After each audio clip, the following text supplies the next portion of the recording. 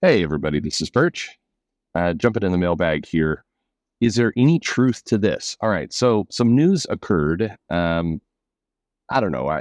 First off, just to put in perspective, I don't know about the rest of you, but when comic writers or comic artists signed exclusives, it never felt like massive news to me.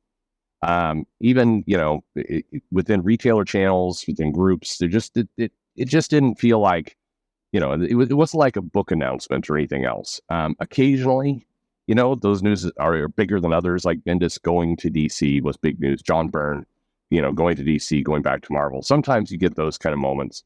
But even if you think of like Greg Capullo going to Marvel or kind of leaving the DC home and doing some stuff with Marvel, it didn't feel like earth-shaking news. And you compare it to something like pro wrestling and, wrestling, a wrestler jumping ship from WCW to WWE would be a big deal. Or CM Punk's return was obviously a really big deal given the numbers and everything else. But in comics, that news doesn't hit as hard. And so a number of people sent me this news, and it's news, but I don't know if it's gasp worthy news. So anyway, we'll get to this mail, and then the news is there. It says, Dear Perch, earlier today, Dan Slott was announced to have extended his Marvel exclusivity, and then parentheses we have gagging sounds. A hidden part of that announcement was that Slott claims that Spider-Boy #1 was the best-selling first issue of the year, and that the adjective-less Spider-Man #1 was the best-selling #1 of 2022. Is there any truth to that? No. But anyway, we'll continue. I doubt that Adjective Less had any long-term sales, considering it didn't even last a year before it got relaunched as Superior Spider-Man, with Spider-Boy spinning out of that. Though I doubt I have conveyed in prior emails that neither Superior nor Spider-Boy will reach issue number 20. On a lesser note, I think Marvel continuing to employ Slott, despite years of unprofessional behavior online, among other things, is one of the best examples of Marvel being a clubhouse. If Marvel was a well-run professional company, people like Slott would have been either told to STFU or been forced to find work elsewhere. Am I supposed to read out the acronym or just, or be forced to find work elsewhere? Okay. Well, a couple things to dive into here. Spider-Boy #1, the best-selling #1 of 2023, is decidedly not true. There are definitely bigger books that have come out, both with kind of variant covers and other things. I mean, the reality of a bestseller #1 in today's day and age is that you need variant covers to pop those numbers. With today's market and everything else, you're going to have them. That's what's going to do it. You're going to sign, comic book shops up for 100 to 1,000 issue buys, sometimes more. And that's what's ultimately going to pop that number. And of course, that's why, they can't sign up to do that every month for the same title. And that's why your issue number 2 drop off is increasingly severe. But there were other books, including some of the DC books, including some of the Marvel books, that were higher than Spider-Boy #1. So that's smoking crack level of absolutely not true. The adjective-less Spider-Man #1 is probably not true. Now, 2022 did have some big titles in there, and there was some, there's certainly some big things that occurred. But there is a possibility that it went some places that, I'm not aware of in terms of the, again, variants that were done, some of the other distribution that were done. It's possible. But like you say, I don't know if true, and I think it is still a, pretty major long shot. If true, then that would certainly mean that the business model of comics is thoroughly broken, because, the sales did drop significantly as the series went on. The gap, I know the gap fall from #1 to #2 was somewhere in the 85% range. I don't know what happened after that, or I know that sales continued to stagger. As if a comic is doing really well, meaning it's continuing to peak at or above the 100,000 copy level, you're right, they don't relaunch it. At that point, it's just let things keep going, but that is rare. But no, definitely it was not. I mean, hell, from what I understood, the Transformers issue exceeded that, and that had fewer variants. But anyway, who knows? Not sure.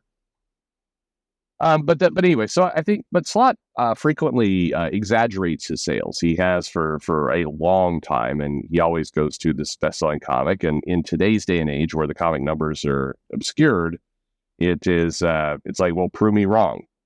Well, it's not easy to prove wrong, but it kind of gets to the second point in the mail, which is, why does a company let him get away with this? Error. Marvel's aware that the title has sold better elsewhere. So I don't know here, but you get to the second point in your mail of shouldn't Dan Slott have been fired for bad online behavior? I've done a lot of videos on this topic, and I know it's a big source of consternation among people online. Is why doesn't somebody rein in the creator behavior on social media? And the reality is, as I've explained in the past, it's hard to do that. These people are freelancers. An exclusive agreement would, in theory, help. But generally, it's got to be so egregious that, it's just, you got to be willing to jump into that mess. And in most cases, people don't want to. It's time consuming. Now, I would argue, again, I'm just telling you the reasons why. I think there's what's easy and what's right. Okay. It's not easy. Should be done. I think it'd be right to make sure that you have people, giving good presence online and treating people with respect. I think that is the correct thing to do. It's the right kind of moral thing to do.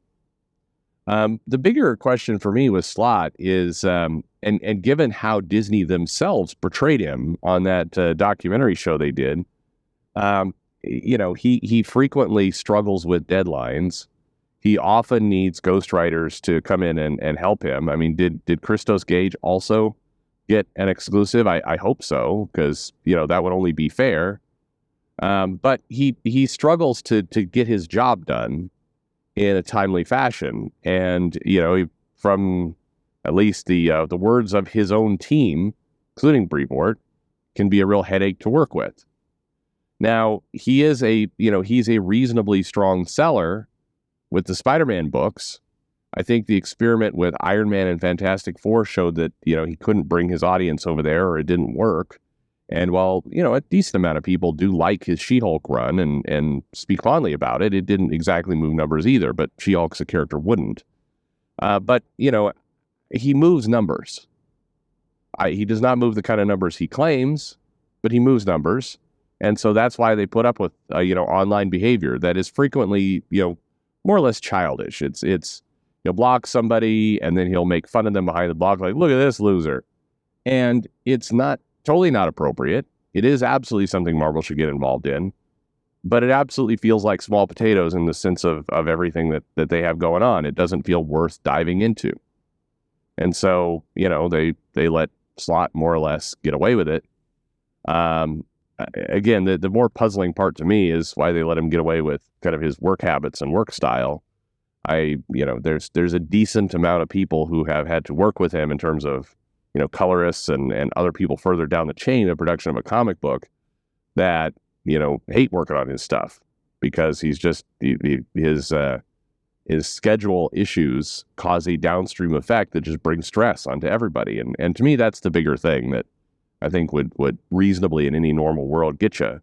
But, the problem overall, kind of to sum this all up, is that Marvel doesn't exactly have tons of people to deal with. I mean, who's going to, who are their big names? Al Ewing is not an exclusive anymore. He's starting to write work for other companies beyond just his own stuff. Donny Cates blew out.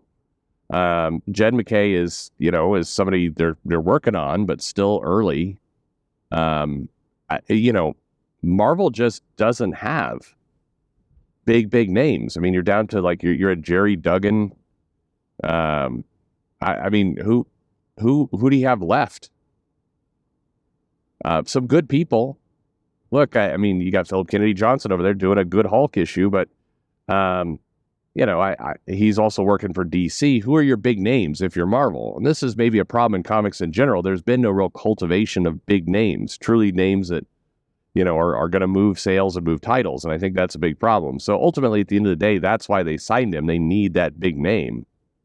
But, especially with DC taking a lot of their writers right now. But I don't know. What do you think? Dan Slott getting an exclusive. Big deal, not a big deal, apathy,